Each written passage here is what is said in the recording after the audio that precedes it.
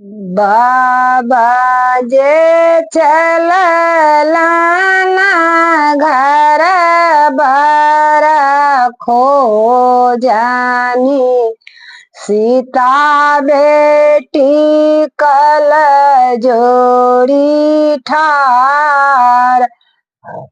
हे बाबा जे चललानी घर बार खो जाना सिया बेटी कल जोड़ी ठार।